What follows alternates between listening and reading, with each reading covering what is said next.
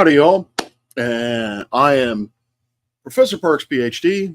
As you may see, I am in a new setup because my home internet is still crap. And yeah, reasons I'm doing this in my office. And if you were part of last stream, the way that I had my camera set up, it really just used a whole lot of RAM. So I am trying a new camera, which, yeah, still a work in progress. So please be patient with me. But anyway, yes. Hope you're all doing well. I make astronomy content, or I make content on astronomy, science skepticism, and mental health. If you like that sort of thing, please continue to watch the channel and like, share, and subscribe, and hit that bell for notifications because I post chaotically. I post whenever I have the energy to do so. I have been pretty successful, knock on desk, with this Shouting into the Void series, and I will see how it goes. My intention is to, if I were to continue to do this on a regular basis and actually keep this up as a daily thing, it would only be for the weekdays. Weekends, I don't think I would post. I don't think I would post anything on Saturday, and then Sunday I would leave for coffee and science or something else. But I think I might just keep this as a weekly or weekday sort of thing. We'll see. I don't like making plans anymore. Because I know enough about myself to know that doing so almost always ends badly, or ends, shall we say, in disappointment. So we'll just keep going the way we're going now. Let me see here. Let me do that. That is not what I... Hold on. That's what I want. Thank you. All right. I actually took a little bit of time to fiddle around with the live stream or StreamYard's thingamabobbers and figure out a way to actually put the chat up there so that I can have big screen here. Just makes it easy for me. Anyway, I may also make some coffee in a moment, so I hope you can bear with me on that. And I believe one of my grad students will also be coming in to get my ID because at the moment, the university, our observatory is card access only. So you need a card access to get to the roof. You need a card access to get into the control room. For all of you prospective burglars or telescope ne'er-do-wells out there, yes, you need card access to get up there. Anyway, the university, I don't know, just kind of loses its mind every so often and just denies people access who previously had access and were authorized to have access. That includes, funny enough, the director himself. The director himself does not actually have access to the observatory. Only I do. Whoa, the power. Well, me and apparently a random grad student. No, excuse me, random undergraduate student. We're still trying to figure out how that happened. So yeah, the university, if you've dealt with universities, you know, yeah, they can crack out a bit when it comes to logistics or administrative stuff. So let me charge my phone. So yeah, well, all right. So if you were watching this stream, unofficially brought to you by vitamin water. Num num num. If you were curious, or if you are a future traveler and you were wondering, and you're going through my channel and you're wondering where volume 7 is, this is volume 8. The previous one on the stream or on the channel is volume 6. With volume 7, yesterday I put some information out there concerning the triggered limey that I found out after the fact I was not supposed to share. It was not information for public consumption. And so I think it's publicly well aware now because Irish Demon did a stream on it. His family has posted to his channel about it. Demon or Adam is he's in a coma. He's on life support, and but I've heard that he is improving. So yeah, and that's so that's basically what I want to say about that. And when I found out that I had inadvertently overstepped, I told them that I would just immediately delete the stream, which I did. And unfortunately, I did not have enough storage on StreamYards, so the stream did not get recorded because I had intended to go back and then edit out that content within the stream and then upload it. But unfortunately, yeah, didn't happen. So it's not going to be, so that's never going to happen again, which is a shame because I thought I did a very excellent job of articulating my position on my feelings of the Catholic Church, which is so astronomy related, church and state, and so forth. Just a really brief recap. I was talking, the main focus, I suppose, of the stream was I was speaking about the Peregrine lunar lander, which has failed. There were 2 mechanical failures that caused it so that it cannot land on the moon safely, and so they have redirected it so that we'll safely, according to them, will enter the Earth's atmosphere and completely disintegrate. It will not pose a threat to anyone, and they let everyone know that they're going to do this. I mentioned that this is not a NASA mission specifically. This is a mission that was this was a mission from the company Astro Robotic. It was sponsored, partially funded, and put into space by NASA, but NASA had nothing to do with the engineering. So technically speaking, this is not a NASA mission, nor is it a NASA failure. But if it had been successful, it would have been the first time the Americans had put a lander on the moon in 50 years. I think the last one was Apollo 17. In addition to this, I talked about the slight controversy about the fact that the lander was holding human remains or carrying human remains in the form of cremated ashes of a number of original series Star Trek actors who are no longer with us. Nichelle Nichols, James Doohan, Leonard Nimoy, I believe that's it. And it was also carrying the DNA of a few presidents, Washington, Carter, I think, I don't know, I can't remember. It was DNA of presidents, and it was a weird list. It was not, I don't think Lincoln was on it, for example.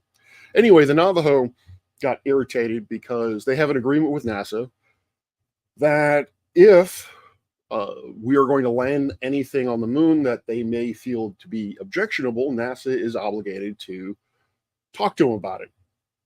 I don't think they are obligated to not do what the Navajo Nation wants them to do, but they're at least obligated to talk to them. But because, as I said, this is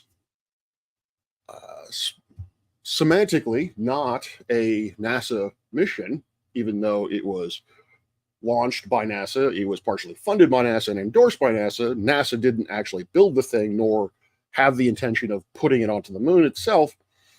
Navajo were a little pissed that they were not consulted about this. And I expressed my feelings as to how laying spiritual claim to an entire world, I think, is a bit overstepping. I am fully on board with honoring the spiritual lands of people, honoring the spiritual practices of people on the earth. If that civilization actually had their people walking around spiritually practicing on that ground, groovy. But the moon, no, I'm sorry, that's a line too far for me. Anyway, that's what I was talking about last time. So, all right, howdy, Stephanie Bellywood. I hope you're still here or still Oh, he was telling me he was going to radiotherapy, and I was like, I hope it's, you know, not serious. And he's like, oh no, he's a student, so it's not serious. Howdy, Judy, Rachie, good to see you. And yes, please do hit that like button. Howdy, Nerd Alert. And I don't think I see anyone else. Al Trucker, again, stay safe. It's cold out there. It's snowy out there.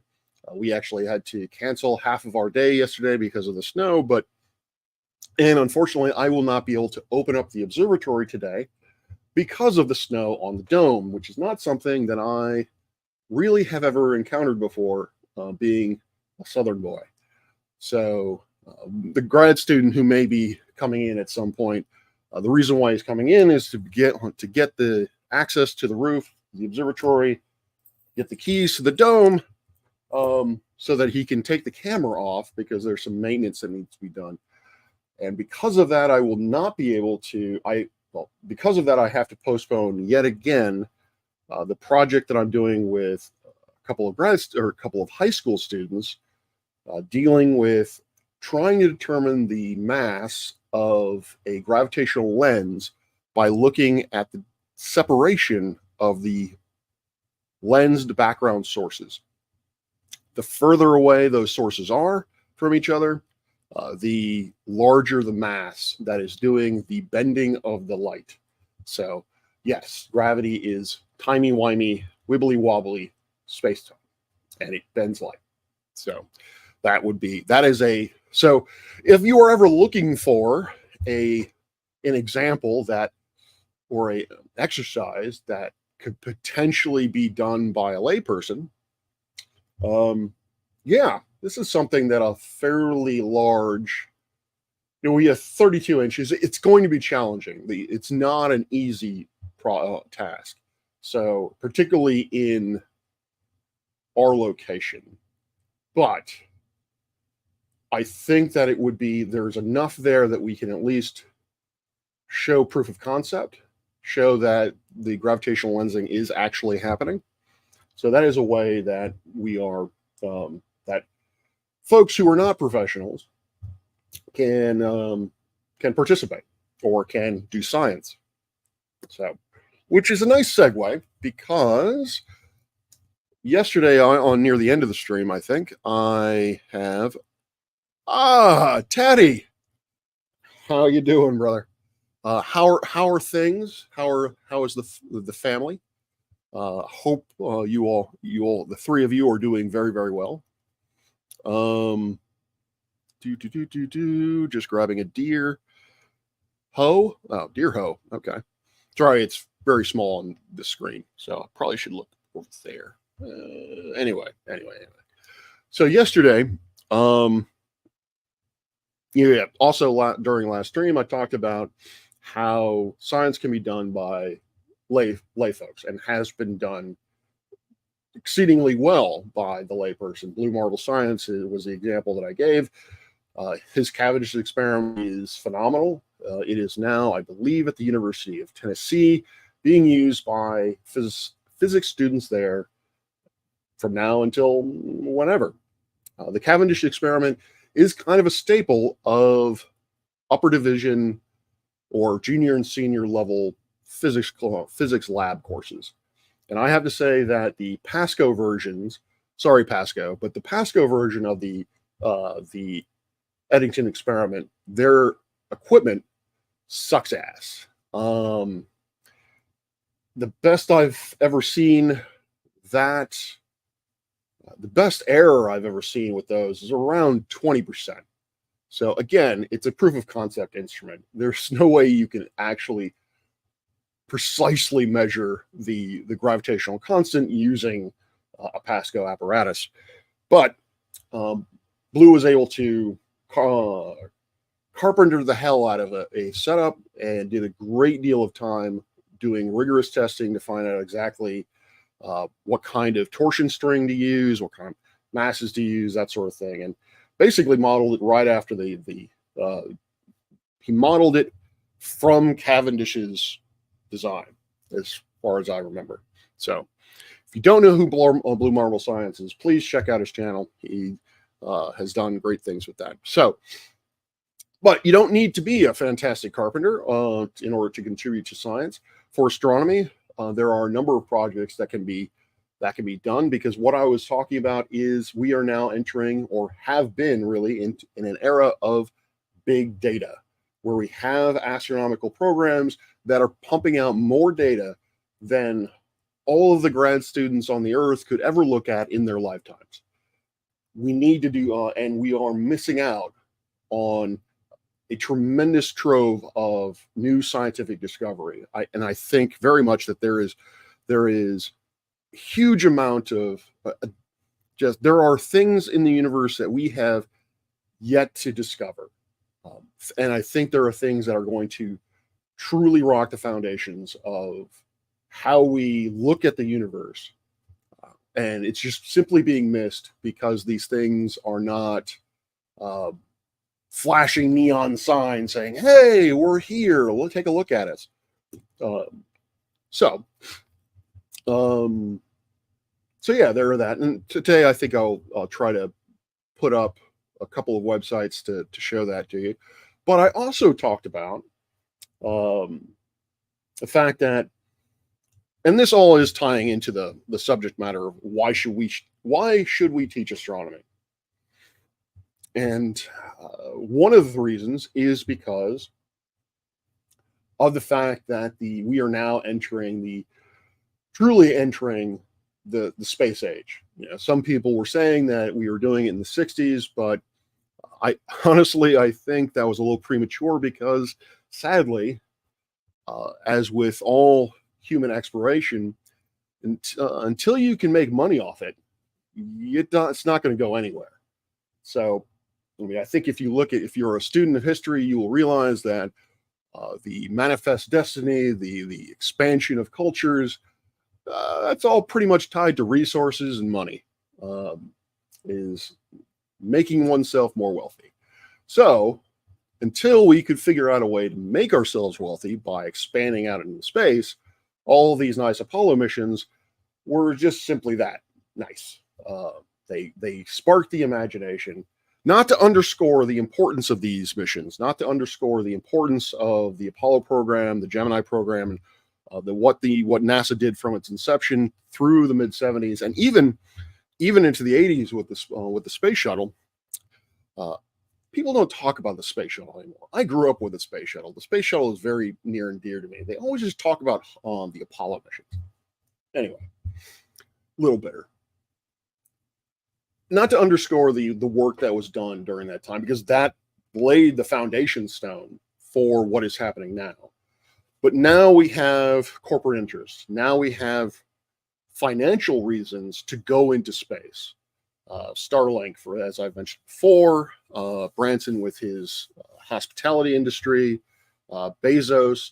From my understanding, Bezos is attempting to replicate Amazon in space, meaning that, if you are not aware, in broad terms, the reason why Bezos became one of the richest men in the world was not because he made a snazzy product, was because he bought up the distribution center for other people's snazzy products to be distributed.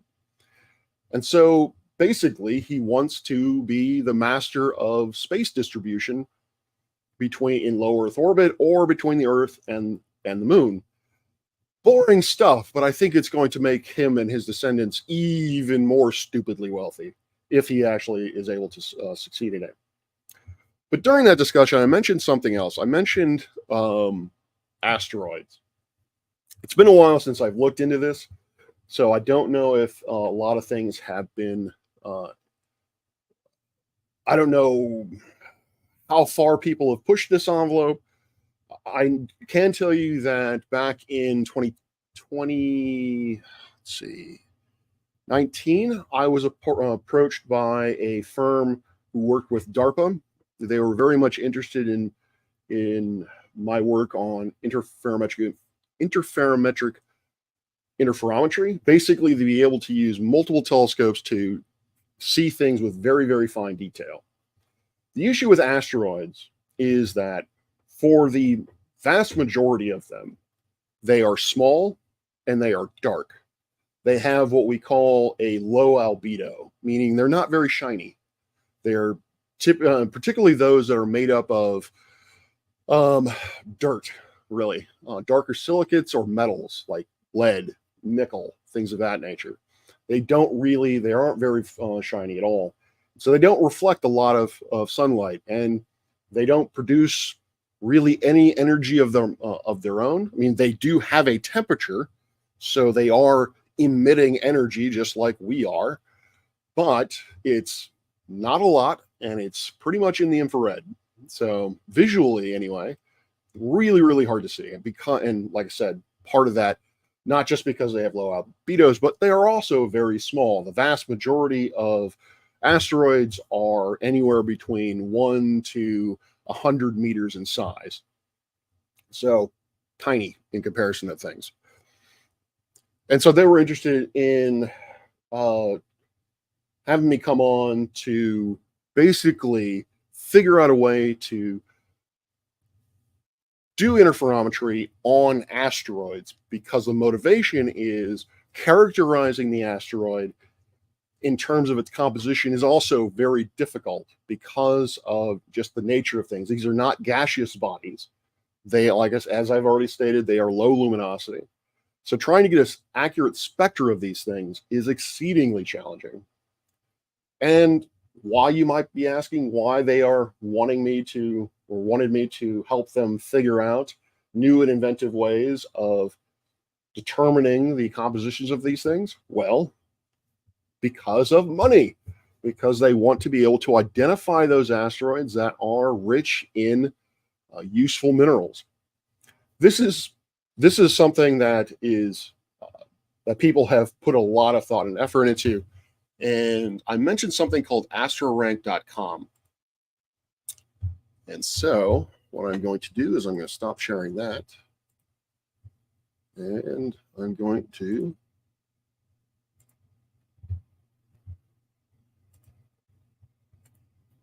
share this. Can I make it bigger? No. So this is astrorank.com. ASTERANK.com. Oddly enough, or just so you know, I actually know what program they use to make that that little visualization down there. It's the same program I use to make my outro, which is Universe Sandbox. It's a good program. I like it, but it's limited. But I could go on about that for a while.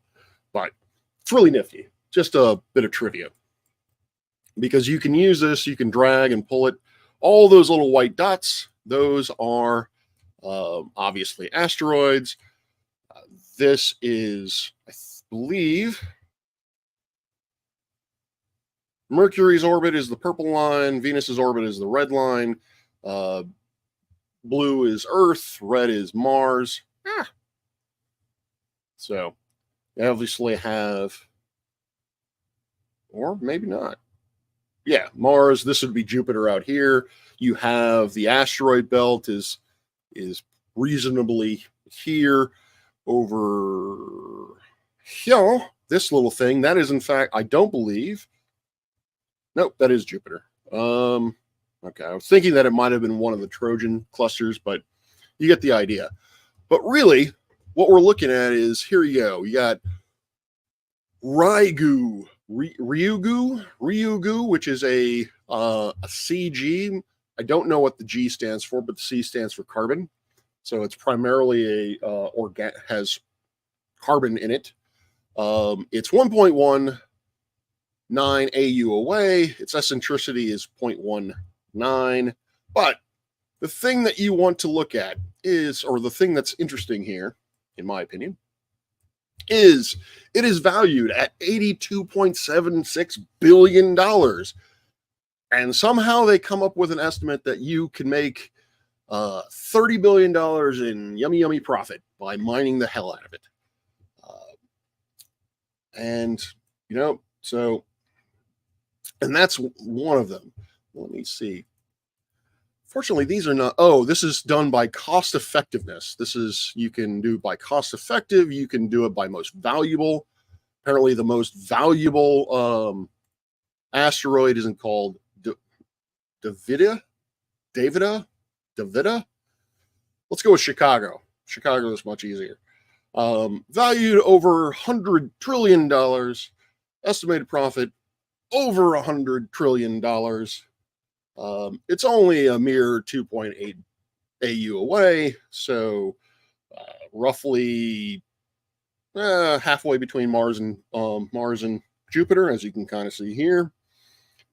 There was, I thought, you could also do closest approaching, which apparently there are not that are of any apparently commercial value, or probably they are just not well known, which is where I would have come in if I had actually taken the job with that with that company.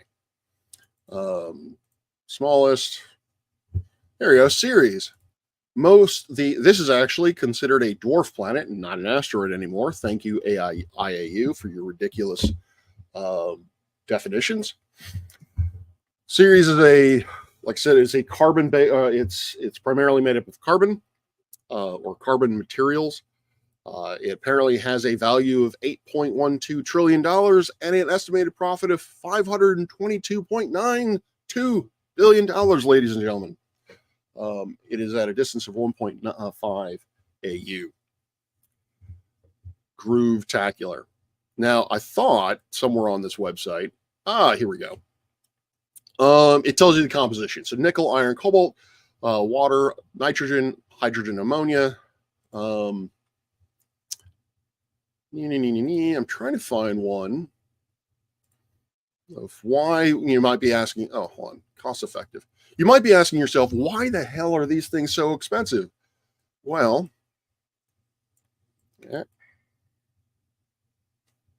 yeah, they've done something this tight. Because last time I looked at it, cobalt, nickel, iron. Nickel is going to be very, very valuable because nickel is essential to the production of batteries. So if we are going the route of renewable resources, one of the challenges that we're facing is how do we store it? How do we store sunlight for when we want to use power when the sun's not up? So nickel, lithium, nickel are going to be, and rare earth elements are going to be of very high demand very, very quickly. And so I think it's mainly the nickel that is comprising this value. I've seen others, as I went through this, I've seen others that are platinum, diamond, all sorts of craziness. So, hold on. Let's stop sharing that. Present. Share screen.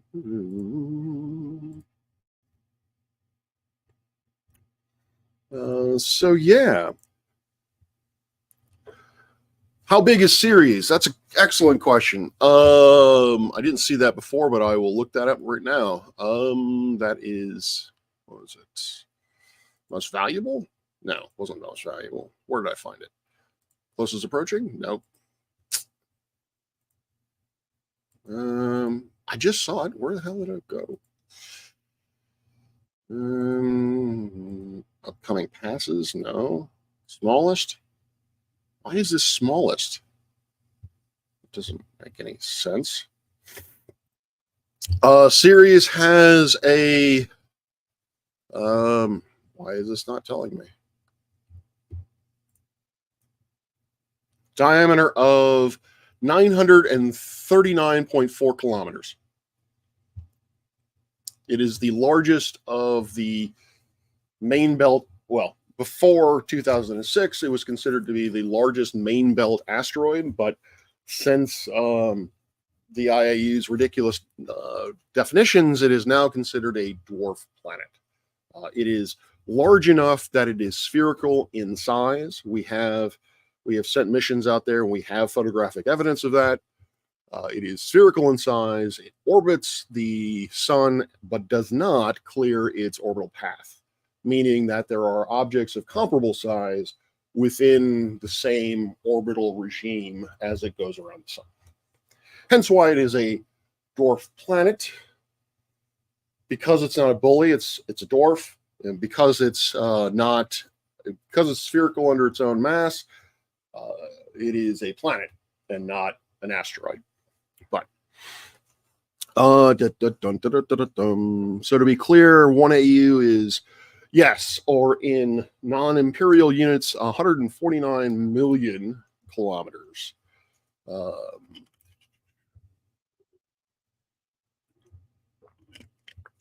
See, Rachie beat me to it. Howdy, Blue.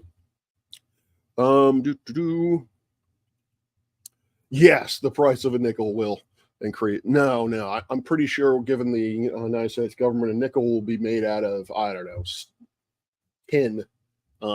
After a while, it might have like a drop of nickel in it just to keep things fun.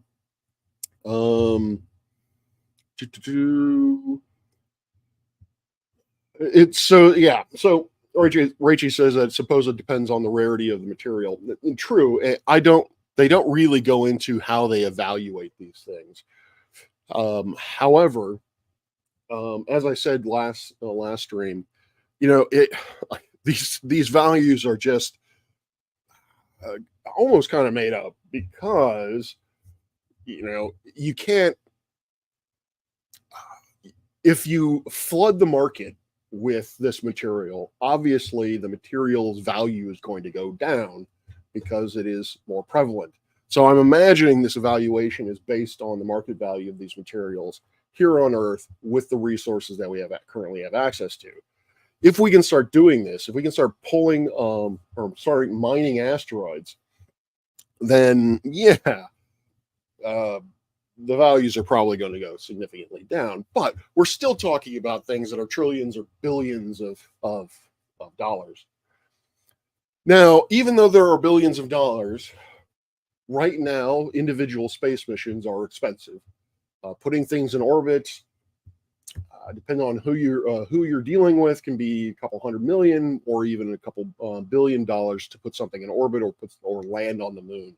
So getting out to the asteroid belt, mining it, taking everything back, that's probably going to be a hundreds of billions, if not trillions of dollars, at least for the first people who are going out there.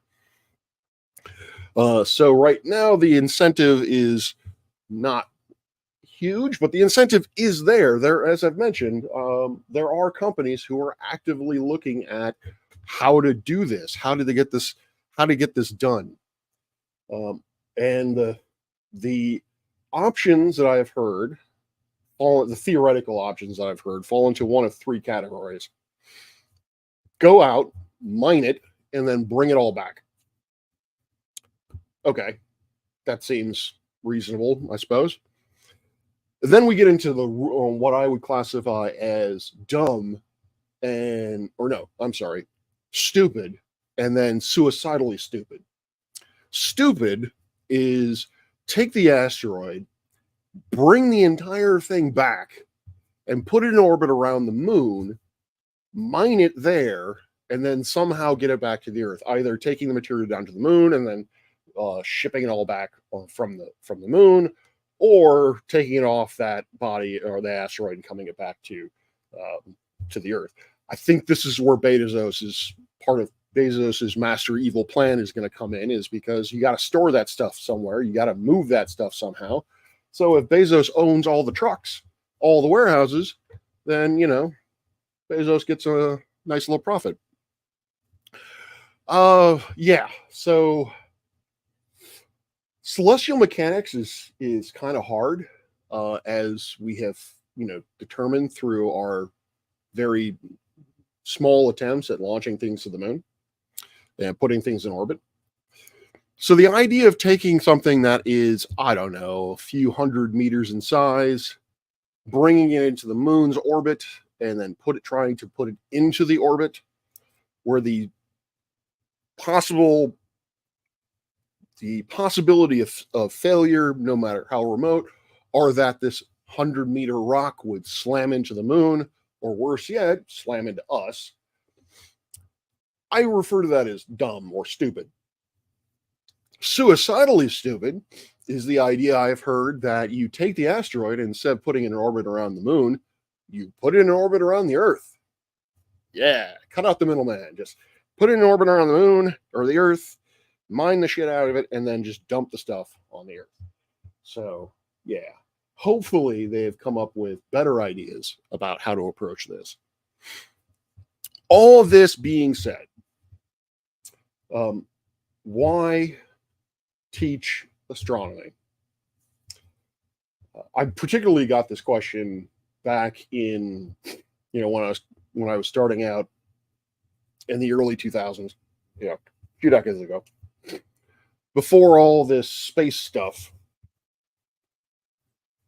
before JWST, before all this, like all of that stuff is so far out there. We're never going to get to these. If we find planets out there, we're never going to get to them. All this sort of thing. And my response to that is the reason why we need to teach astronomy is twofold, in my opinion. Do I think that it is vital for the average human being to know the proton-proton chain and how it is responsible for the nuclear fusion in the core of the sun? No, I think that's actually kind of ridiculous. It is not information that the average person is going to need to know, and probably most of them won't even find interesting.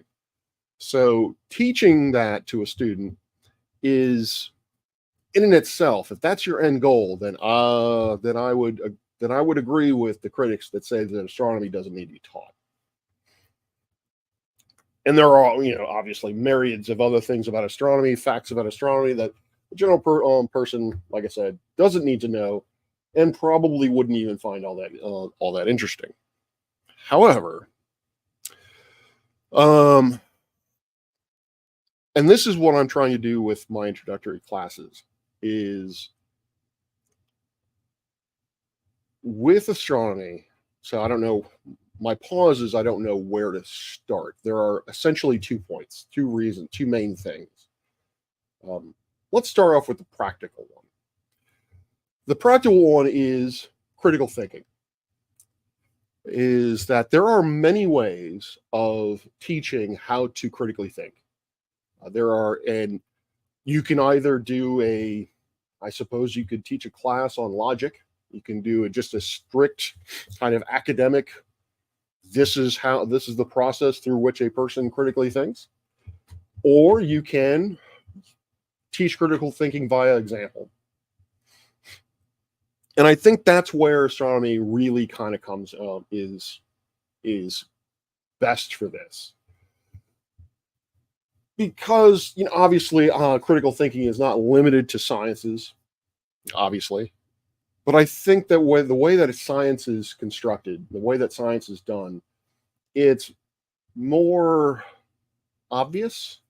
Science is regimented. Science has steps by which something is followed. So I think the rationale behind how one critically thinks is easier to be taught in that context. And astronomy has the benefit that lots of people do think it's cool, or at least they seem to think so. So we can grab people's attention, and we can theoretically hold on to it. So what I would like to do with my course is to figure out a way to, if not emphasize, then kind of just maybe even subconsciously indoctrinate. Oh no, approach the instruction in a critical thinking way, in the sense of, instead of going through, and I'm sadly, this is going to take time, and I certainly didn't have time or really the energy over break to do this, but hopefully summer I will be able to do this for my fall classes. Is that what I would like to do? Is I'd like to break astronomy down to its key components, essentially, or not key components, but some key ideas anyway, and approach them through the idea of the scientific method. Do it such that we have this observation of we have this observation of ships going beyond the horizon. the eclipses lunar eclipses always seem to be circular. Why is that? Is the Earth a sphere? If the Earth is a sphere, how can we measure it? How can we verify that? Through experimentation. And go through, and that's basic. And from that, I would teach the various different principles of of astronomy. Such, for example, I talk about eclipses. Well, what are eclipses? How does an eclipse actually happen? And so that question of, what is the shape of the Earth can lead into eclipses, and that can then lead into, in order to understand how an eclipse works, you have to know what a lunar phase is, and then so forth. Now, how to organize that in any kind of coherent, make sensible way, then I don't know. That's the challenge at this point, is to try to find it. But that's essentially how I want to do is I want to break the course down into questions, and then answer those, and through the process of answering those questions in a critically thinking sort of way, by looking at the phenomenon, analyzing the phenomenon, and trying to figure out the best explanation for why that phenomenon exists, and ways that we can verify or falsify it. That is my ideal. That is the ideal at which I think how astronomy should be taught. That's definitely the ideal through which I want to transition my introductory astronomy class from, say, the way it's taught classically to where I think it's actually needed. Because again, as I said, I will admit, a lot of the stuff that I teach people in astronomy, a lot of my students don't need and probably will not find interesting. They are simply fulfilling a gen education requirement. I am not nearly narcissistic enough to think that they are in my class because they cannot get enough of my sweet dulcet tones, of my sharp rapier wit. No, they're in my class to check off a box and move on to their future careers as doctors, accountants, statisticians, whoever, who knows, whatever. I will, by my rough estimation, I would say that through my classes, I have, of my roughly 250 students, maybe 1 to 3 of them will ultimately become astronomy majors. Now, the other thing that I want to do is, well, kind of as a caveat, sort of tying into that critical thinking, quantitative way, is, and matching and going back to this idea of asteroid mining, or the space age that we're going into, is that yes, a good amount of astronomy still doesn't relate to solar system exploration. Again, knowing how the sun produces energy isn't exactly vital to mining an asteroid. Space weather is, solar weather definitely is a consideration, or galaxy cannibalism. The fact that galaxies tend to eat each other on a regular basis. Yeah, people don't usually really need to know that. Might find it really cool like I do, but they probably don't really need to know it. Where was I going with that? But again, if you teach astronomy, people become more aware that space exists, and that as a species, we are moving into it, that we are moving outward from the planet, and that this is ultimately, or at least in my opinion, obviously, a good thing. I think expansion out into the world, or out in the solar system, is ultimately going to be beneficial to the human race and needs to be done. And in order to help provide that context, I think astronomy, again, is going to be better than, say, biology in doing that, or chemistry or physics or what have you. Not to say that those aren't interesting or worthwhile subjects, but the question is, why do we teach astronomy? The other thing is inspiration. And it might sound very, very hokey, but one of the things that I'm hoping to be able to teach with astronomy is that I feel astronomy, out of all the other sciences, has the potential to actually provide hope. It actually will. But someone, let's see, understanding scale is important. Yes, Judy. And you don't get to talk about such a wide range of scale in any other subject but astronomy. Astronomers deal with subatomic particles all the way out to the entirety of the universe, which is observably 13.8, 13.7 light years across, or arguably 90 light years across, depending on, or with our current model. 90 billion, sorry. 13.7 billion light years across for the observable universe, and somewhere in the order of 90 billion light years across for all of it. You know, many orders of magnitude to deal with. And if you understand scale, that then tells you or informs you on how to understand perspective. And as I was talking about with the pale blue dot, understanding that we are but a small, precious thing within the entirety scope of the universe, I think is humbling and inspirational. And that's what I think, that's also what I want to drive home with my astronomy students, and why I think teaching astronomy is vital, is because it helps us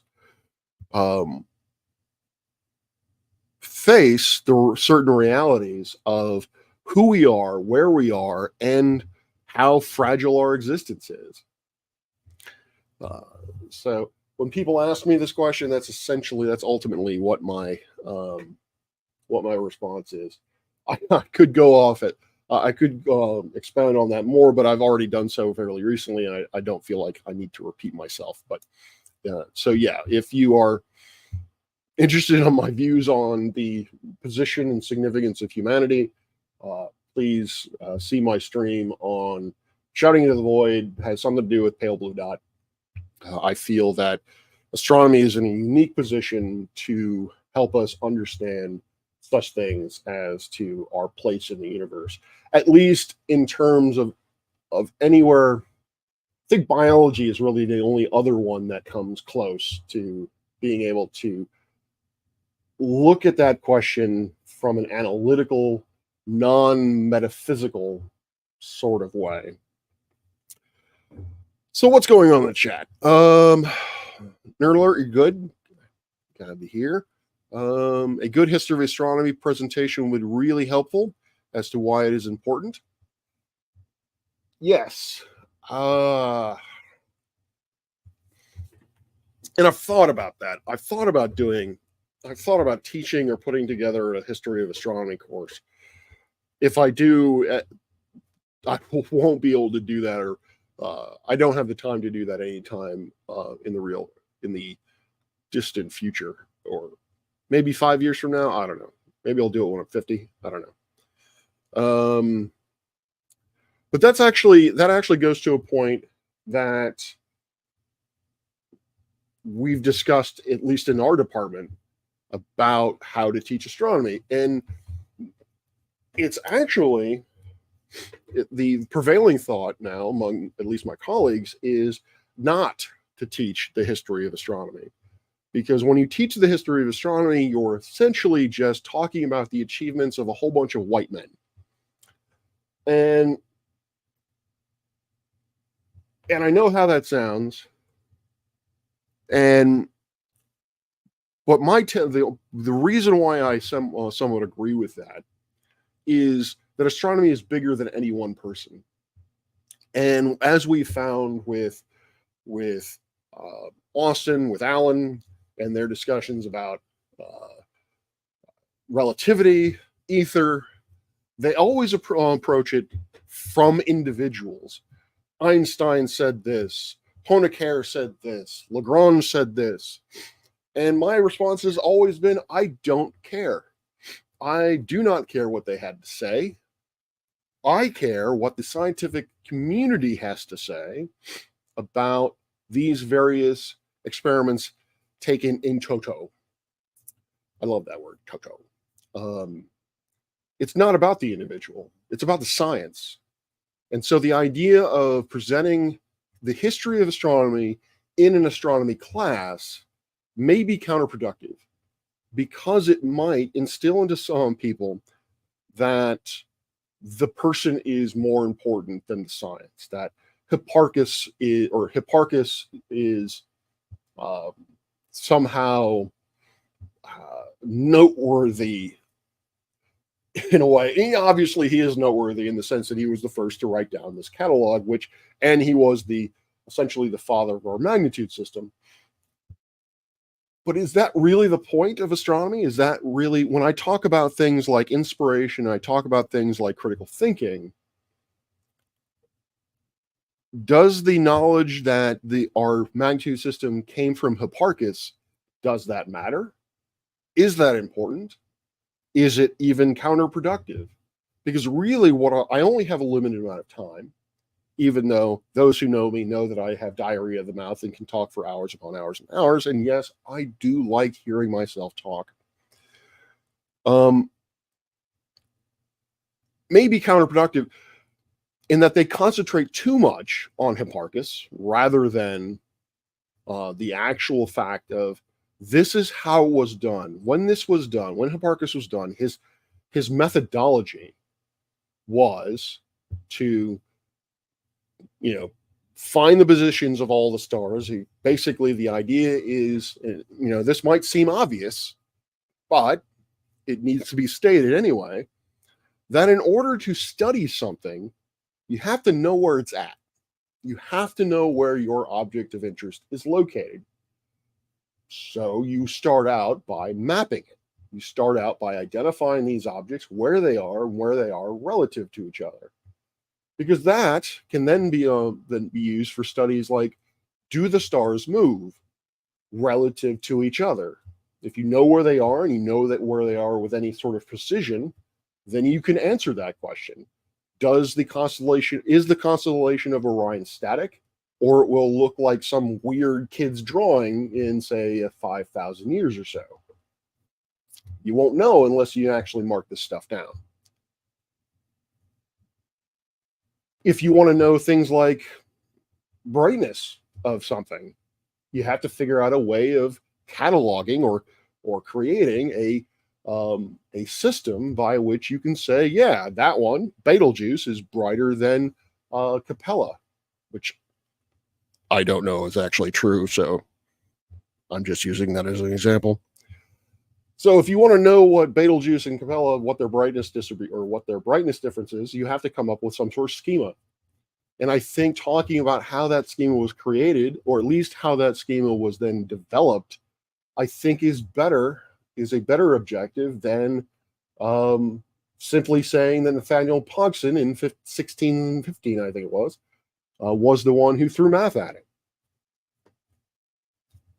So I don't know if a history of astronomy is warranted. And then, of course, there is the concern, as was mentioned, that if you do a history of astronomy in the context of astronomy, not as a separate field of study, then you really are, for a very large portion of the time, talking about the achievements of white men, which can be, or has the potential of alienating people. When people do not see themselves represented in something, they are less invested in that something. So should we take out that potentiality? Should we just remove the people involved so that the concentration, so that the focus is on the science and not on the person? And I would agree with that. So let's see. Yes, I can't tell what's more cost effective though, Raichi.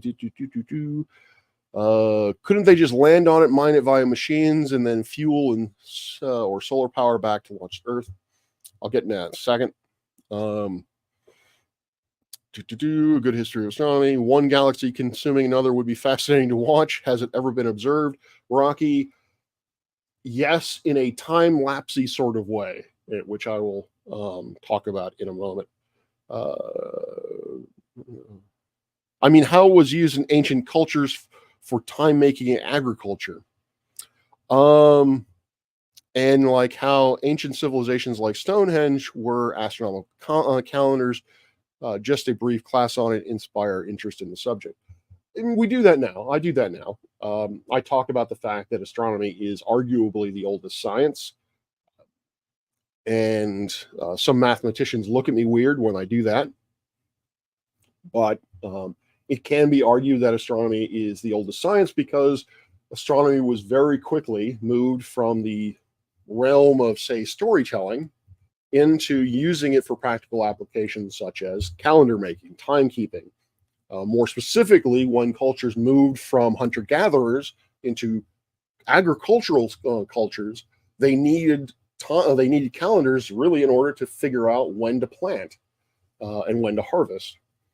Uh, yes, but again, in the context of in the context of teaching critical thinking or inspiration, I don't know whether or not that's useful or how useful that is. Um,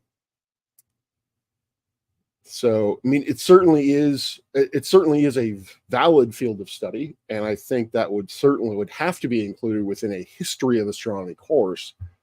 But the teaching of astronomy, I don't know if an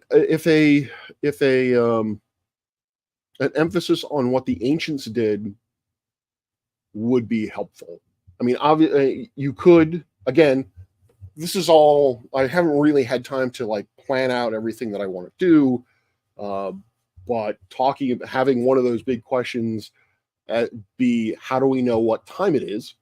That would certainly go into it. Is how did we first figure out uh, how long seasons were? Talk about hellenical risings. When was it that say a star was on the could be seen on rising in the day, that sort of thing. But again, tying it to specific cultures, again, I don't know if that's important. And while this may be a very small concern, I am gun shy about it because of the fact that science skeptics seem to place a lot of emphasis on this concept that all of the ancient civilizations thought the earth was flat. You know, all of the ancient civilizations knew what the cosmos was doing without this fancy science nonsense, which is a gross misrepresentation. The Greeks, for example, didn't think the earth was, you go back to Pythagoras, which was 600 BCE. So the Greeks didn't think that, or at least not as a culture, didn't think the earth was flat. Prior to that, like, they knew for a very long time that the earth was a globe. I don't know about any other civilization because I haven't honestly looked into it. So concentrating on the ancients possibly might be counterproductive because it might give the impression that the ancients knew more about the universe than they actually did. What they did was phenomenal. How the Babylonians first forays into determining planetary orbits using simply geometry and basic trig, yeah, it brains the size of a planet. Considering the resources that they had, that was tremendously good work. But we have better resources now. So, let's see. Goodness, I was referring to ancient cultures. Sorry, I am only glancing at the chat. So, school often fails to explain why a subject is taught. Students get the impression that they're only learning the study for the purpose. Exactly. That is very, very true. And I have been trying to do that with my classes, with the classes that I teach. The first day of class, I try to emphasize why they shouldn't want to know this. What is it that I attempt to? What is it that I am attempting to do? Um, it's in my syllabus, although I need to relook at it. I need to revisit it. I don't think it's in there in the way. I think there's a lot of extraneous stuff in there that could be cut, and I certainly can do a better job of reminding students throughout the semester why this particular thing is important or how this particular thing relates to other things. One of the techniques that I'm learning about in pedagogy that appears to be very helpful in terms of how students learn is interconnectedness. If you can connect disparate ideas into a larger web or a larger framework, it's easier for the mind to be able to make connections. It's easier for the mind, and that's vital for not just knowing, but understanding. I mean, a person can, uh, a person can have a perfect memory. They can have perfect recall, eidetic memory, if that actually does exist. You can remember everything that you've ever read, but that doesn't make you smart. That doesn't mean that you are the dude from Criminal Minds who can just, figure out things on the fly. All that means is that you can access your hard drive better than other people can. What makes you smart is understanding, and the understanding is to be able to take all of that different information and be able to make connections such that when given another piece of information, you can then see how it applies not only to something obvious, but something that is adjacent, something that is not obvious, something that other people may overlook. So being able to make those connections is vital. Let's see. I think just a brief mention of it would emphasize why teaching astronomy is important. Yeah, yes. I mean, obviously, I'm not going to. I am going to include that astronomy has been done for a very, very long time. Oh, you want me to mention that the Earth was flat, or that people thought the Earth was flat?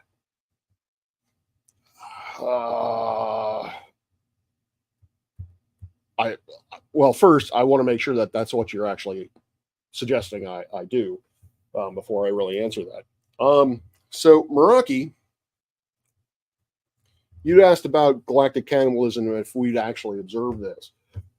The way that we have observed this is if you look at any kind of if you were to Google irregular galaxy, IR regular galaxy, you will get a host of Google images that are all just weird. You get a whole lot of galaxies that have no real consistent shape. They have no real consistent size. They will often have like streamers coming off of them, or to what we refer to as galactic tails. So, what we have done, or what others have done, is they simulate. They take two galaxies and they throw as much physics as they possibly can before the computer overheats and explodes. We've lost so many good astronomers because of that. So many lives lost. You take these galaxies with as much physics as you possibly can pack into this. And what I mean by physics is n-body gravitational simulations. You want to be able to, you have to be able to, obviously galaxies are, well, obviously, but galaxies have constituents of hundreds of millions of stars. They are all gravitationally influencing each other. So when you slam two things together and you were trying to figure out dynamically what this thing is going to do as it evolves, then you've got to be able to figure out what the gravitational interaction of all of those particles with all of the other particles is. And that is really not trivial, and it requires a stupid amount of computational power. And then That's just the bare bones of it. Then you've got to throw in gas, because the largest structures in any galaxy is going of, at least in any spiral galaxy or any young galaxy, are going to be giant molecular clouds, not stars themselves. And so you need to know exactly how those clouds are going to not just react gravitationally, but you're going to have to know what happens from a thermal standpoint, from an energy standpoint, when you take two of these large molecular clouds and squash them. Because that's going to, theoretically anyway, is going to cause a tremendous amount of star formation to happen. So your distribution of mass is going to radically change. So you slam these things together, but they do that as best they can without, the catastrophic computer explosions. Slam the galaxies together, and then figure out how the physics tells us that galactic system, how those two galaxies, what they're going to look like at different time epochs. And again, this is something to consider with when it comes to computational power, is how many epochs do you want to map out? If you want to map out a lot, you're probably going to have to take something out on the front end. But let's say you map it out so that you see what after the galactic collision is 0.0, is t equals 0. T equals 500 million years is the first epoch. T equals 1 billion years, second epoch. T equals 1.5 billion years, and so on and so on. And you'll get these snapshots of what that system would look like as evolved in time. And then what astronomers have done is taken those models, taken those snapshots, and then gone out, looked at the data or looked at these images and see if they match. And if they match, if we can say, look at the Mice nebulae or the Mice galaxy or Antenna galaxy or Thetis galaxy, as I like to call it, and you can find a simulation where the result looks like that to any kind of precision, then you have confidence that what went into creating that collision, or what went into creating that snapshot, is factually accurate. So,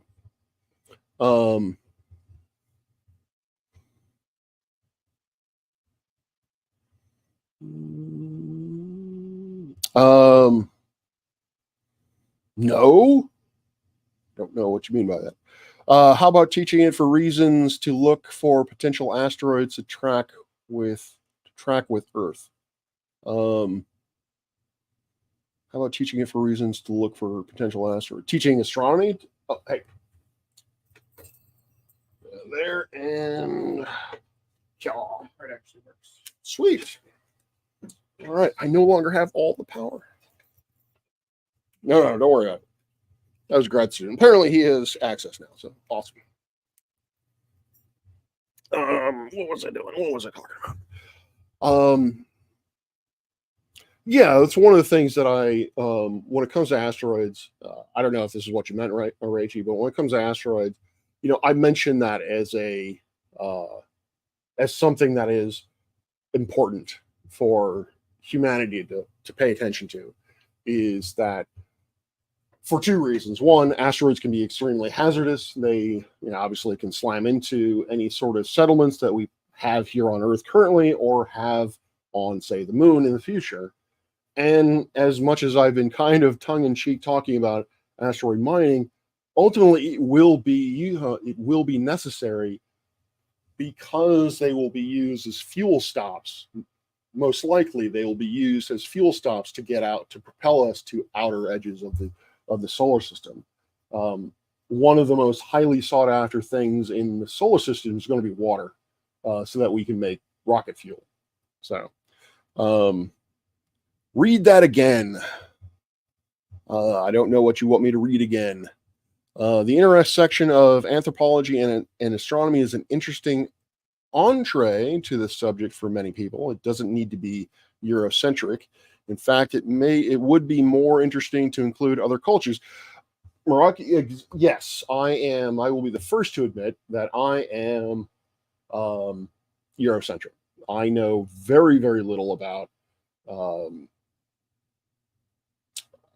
I certainly know very, very little about African or no, I'm sorry, let me change it. I know nothing about African astronomy besides what was done in Egypt.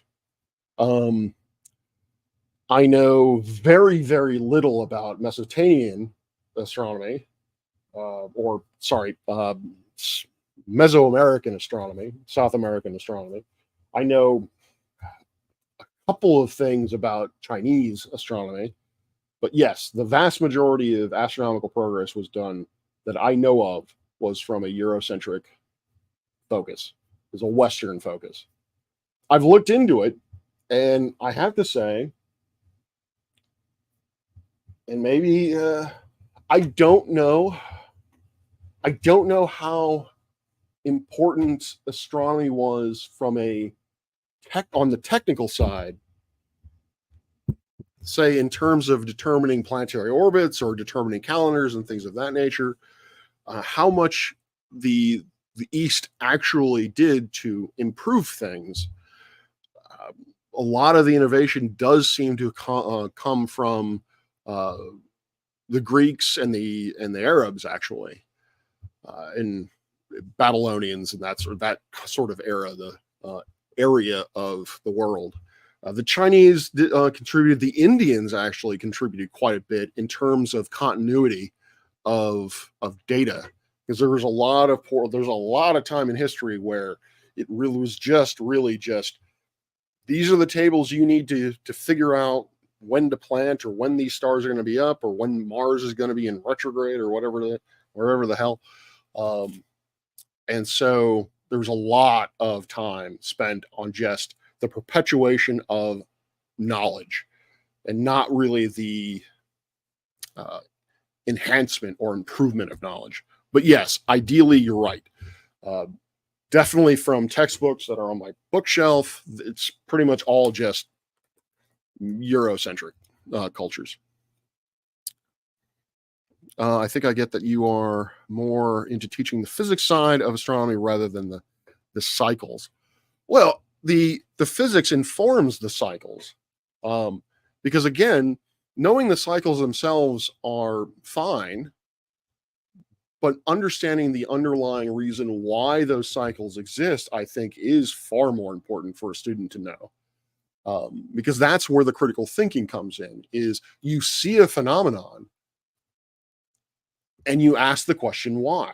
Because, and I think that's, um, and I don't want to overstate this. I don't want to. I'm trying not to paint everyone in a brush. But when I look at science skepticism, one of the things that I note is a very large lack of people asking why. Why is it that things appear the way they do? Like, let's say that the Earth is flat.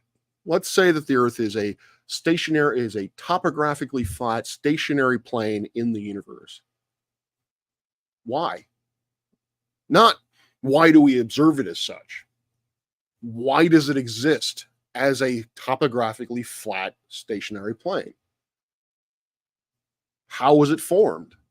Why was it formed or how was it formed? I guess the question would be really how rather than why. But you know, these sorts of questions. Why do we see the sun as a giant ball of plasma? Why do the observations that we've made do so? And then on the other side of things, when I am confronted with folks that basically tell me that the observations that I'm making are not actually real, I would then immediately ask them, what am I looking at? What is it that I'm seeing? I don't get a great answer for that. And there doesn't seem to be any motivation to ask that question of why, when we look at we look at the sun through a spectrograph, we see a prisma color with dark lines that run through at very discrete wavelengths, and that is what we see pretty much every time we look at it.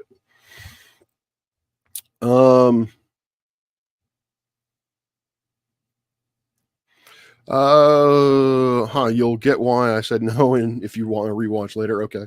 And when the black holes at the center of the galaxy meet, Meraki says.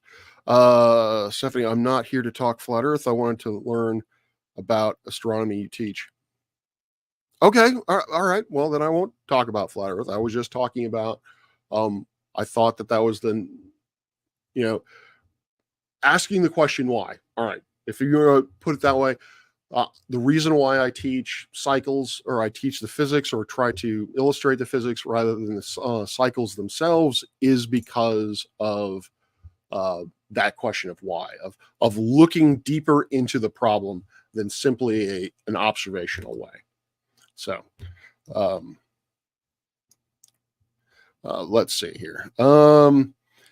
Rocky, when the black holes at the center of colliding galaxies meet, that is very much of an open question as to what the hell happens there.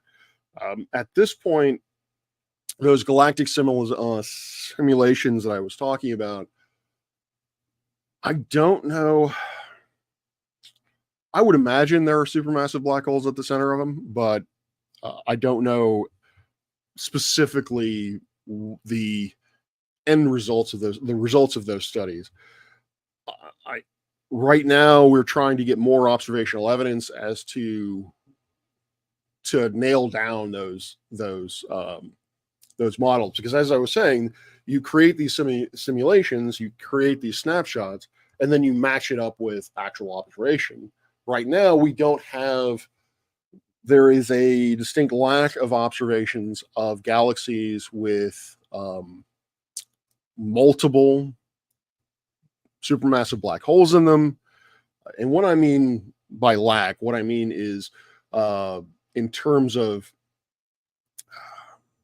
what's the word I'm looking for? Practicality. We see them. We know that they're there. There are observations that supermassive black holes, A, exist, and two, that there are multiples of supermassive black holes in some galaxies.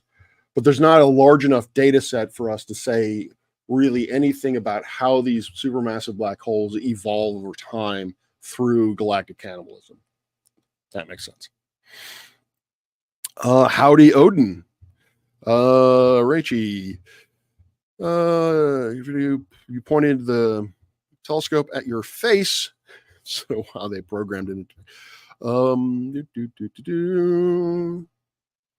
Charlie Welsh, yes. If I had a flat Earth tell me my telescope or no electronics came programmed with magic, what do you even do with that level of madness? I don't know, dude. If someone came to me, again, I would ask why. What kind of magic? Who put the magic there? But any chance a flat earther will learn enough about optics to make a telescope? Sure. I mean, Stephanie's not here to talk about flat earth, but and really neither am I really. But what I will say was I recently just came across a debunking video about someone who's using a Celestron C8 to do long distance observations, which I thought was a step in the right direction. Like, nice. They're not using, I mean, I think that person has a P900 or a P1000, but they're actually using a Celestron, a telescope, to observe long distances. I mean, ultimately, it leads to the same erroneous conclusions and so forth and so on. But it was nice to see an actual telescope being used for that purpose. So yeah, I think that flat earthers are out there are just as capable of learning optics as anybody to figure out practical applications on how to use telescopes, build them, so forth and so on. Any Limey news? I haven't heard anything from Limey myself. I'm on his Discord, and I've been chatting with someone who's close with the family. And if someone knows more than I do, then please share it.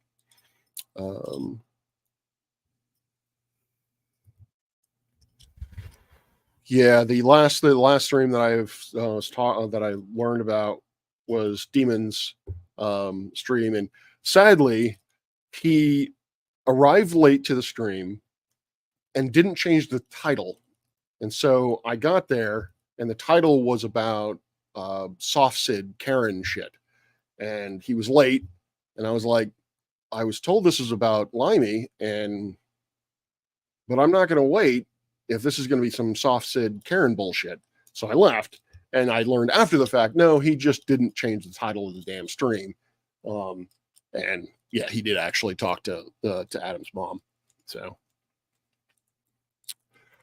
Stephanie, you're very interested in telescopes and want to learn more about them. I will be talking, I have talked about telescopes. I have a couple, I at least have one, if not multiple lectures on my channel about telescopes. But let's make a note.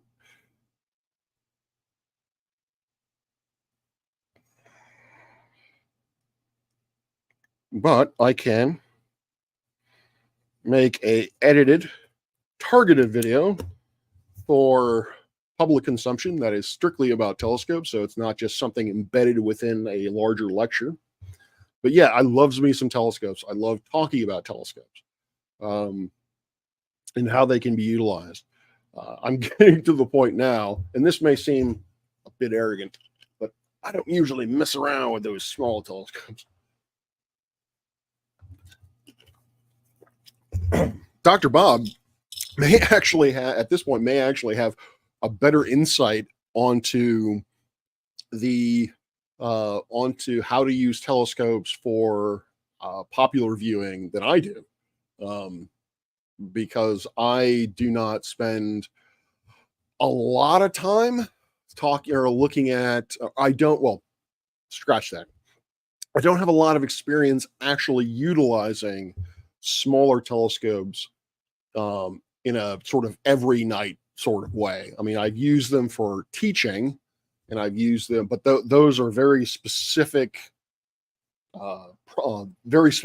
exercises. So I know what goes into making those exercises work. So when people come to me and ask me, what kind of telescope I should buy, I don't have confident answers. I can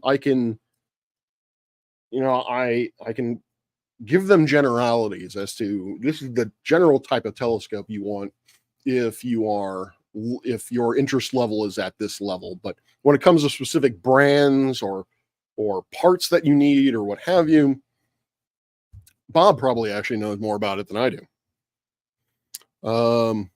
Astro Biscuit. I don't think I know Astro Biscuit. Backyard Astronomy is good.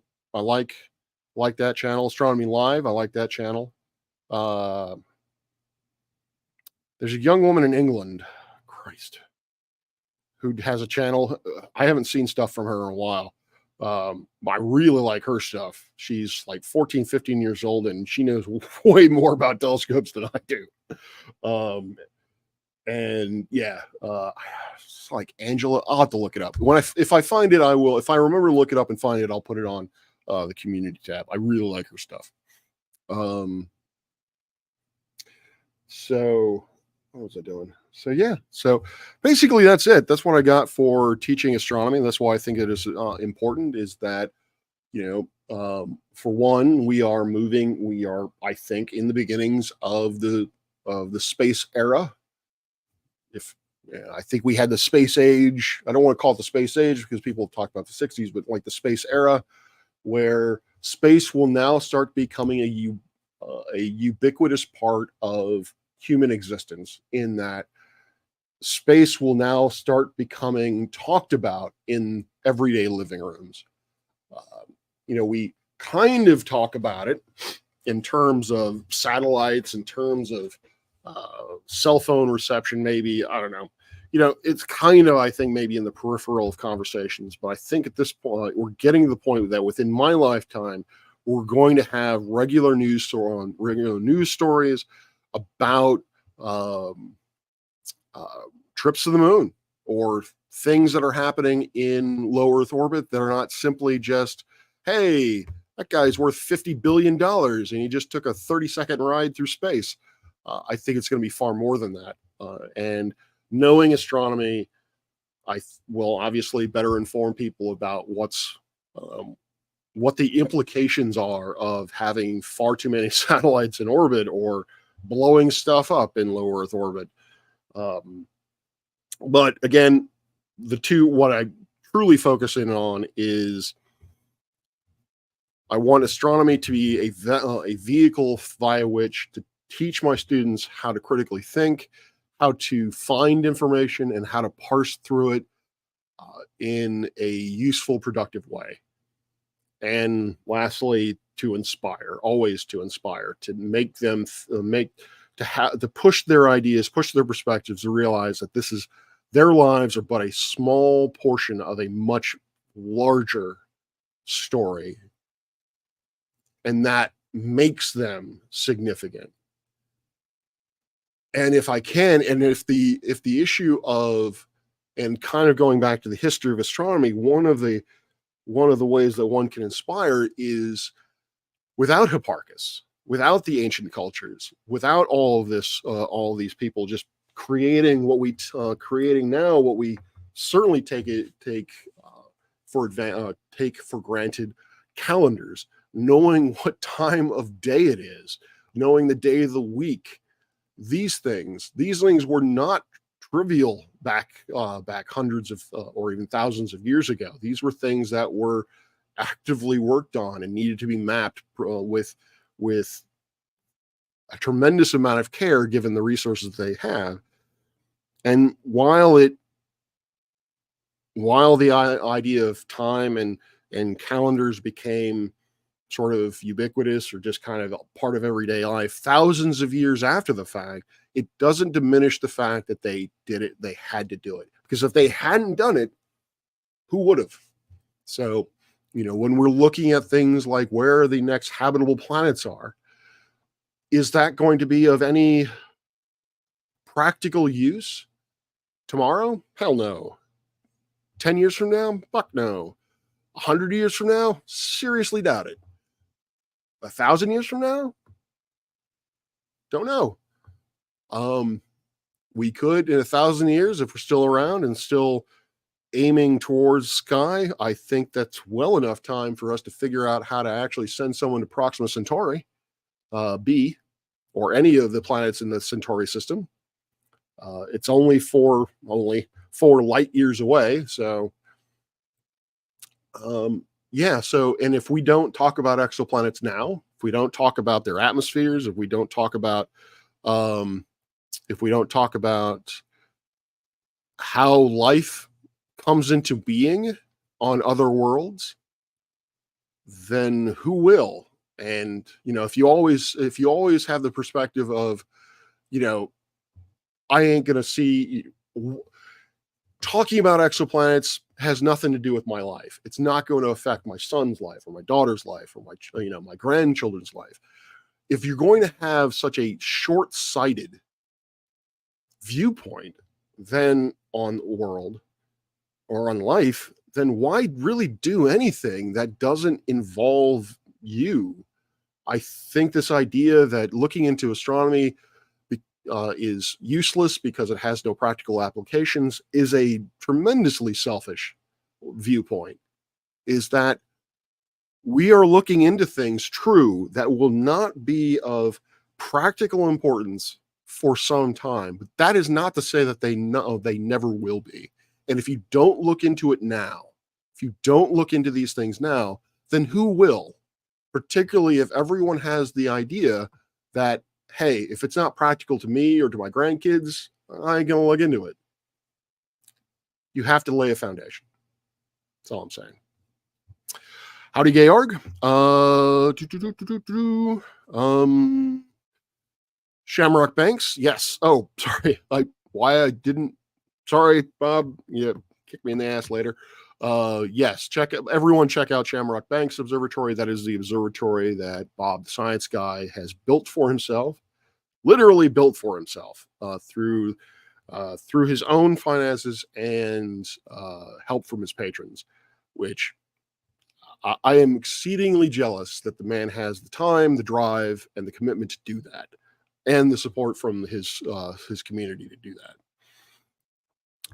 So your grandkids will care about their grandkids, and so on and so on. Yeah, theoretically, unless your line dies. with you.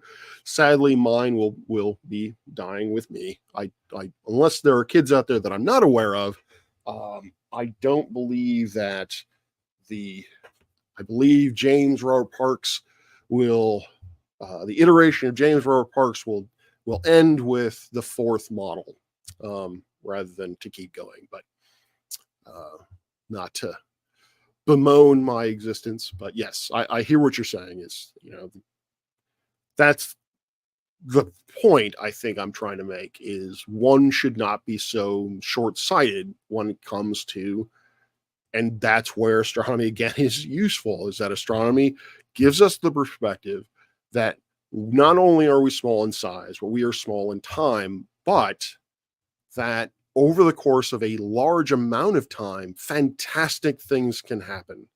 Over a large amount of time, miraculous things can happen. We happened 7 billion years ago. This was gas, if anything. This position in the universe was just gases, pretty much. And then 7 billion years ago, you have some dude talking on a mic, rambling on about importance and inspiration and all that kind of good shit to folks on the internet. So to me, that's miraculous. So who knows what's going to happen in another 7 billion years. All right. Well, I think that's it. I'm gone. I've been going for about an hour and a half. I think that's probably the length that I want to kind of keep these things to, unless I am particularly motivated to continue. But I think I've pretty much said everything I wanted to say. So I will thank you all for being here. For those of you in the future who are watching this on Memorex, thank you for watching. Particularly if you've gone through the entire hour and a half, you cannot know how much it means to me that people are interested in what I have to say. If you're interested in this sort of thing, like I said at the very beginning of the stream, I'm Professor Parks, PhD. I create content on astronomy, science skepticism, and mental health. If you like that sort of thing, please like, share, and subscribe. Hit that notification, because I am a chaotic son of a bitch, and I don't even know when I'm going to be posting my videos. So if you want to know when I'm going to be posting my videos, hitting that bell helps. If you'd like to support me, if you would like to support the university or the observatory that I am the deputy director of, please consider becoming a patron, or sending me money through PayPal. All of those funds go directly to helping the observatory.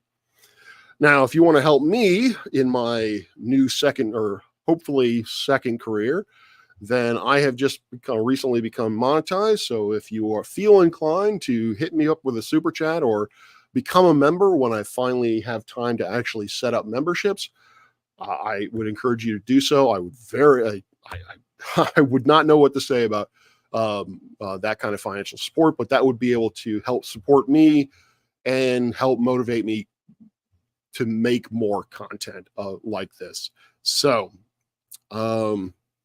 yes, congratulations. I hope that's for me, but yes, I hope, and also I think that's in relation to me becoming monetized. So yes, I will be getting that. I have the ability to get that sweet NASA show money, or as they like to call it, AdSense.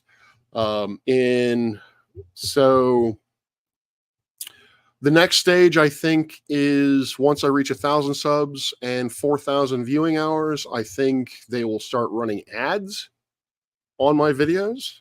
And so that will be when I'm fully monetized. But right now, I believe the way it works is that at this stage, I can get super chats, I can get super thanks, I can get supers, and I can get memberships. But anyway, so there you are.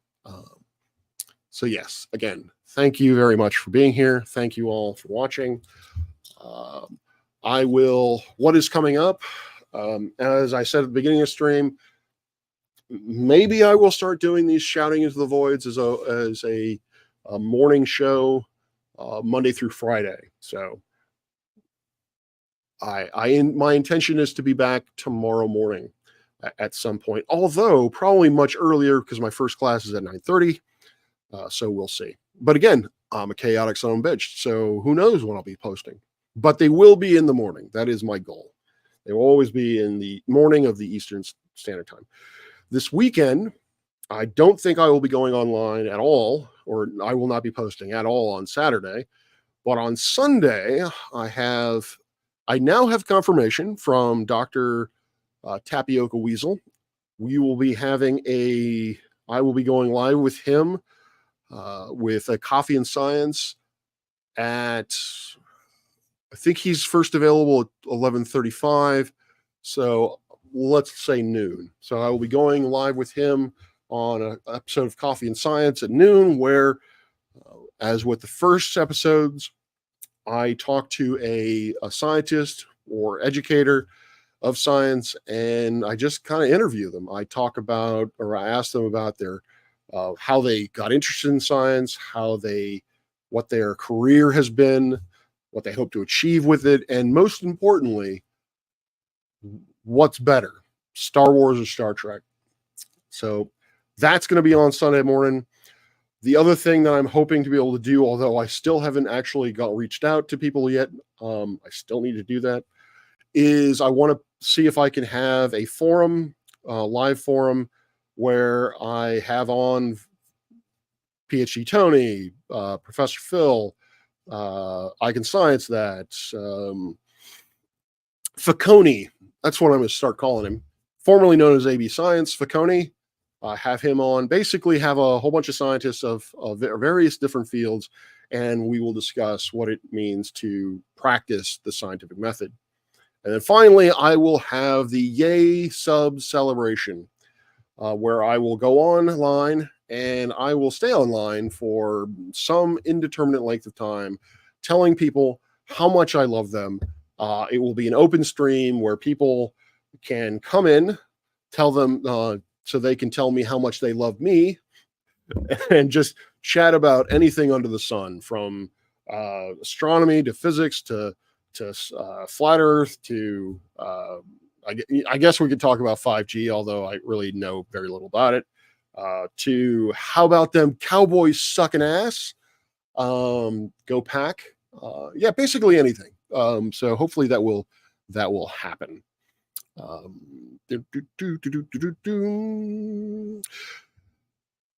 So yeah, so that'll be on Sunday. Again, energy dependent whether or not I do it. So with that said, oops, wrong one. Oh, fudge! I forgot to upload the new fixed outro. Oh, so all right, I'm going to play the outro, and it still hasn't been fixed. It has been fixed. It just hasn't been uploaded. So, and yeah, it probably bugs me way more than it bugs anyone else. But anyway, so, yeah, peace out. Clear skies.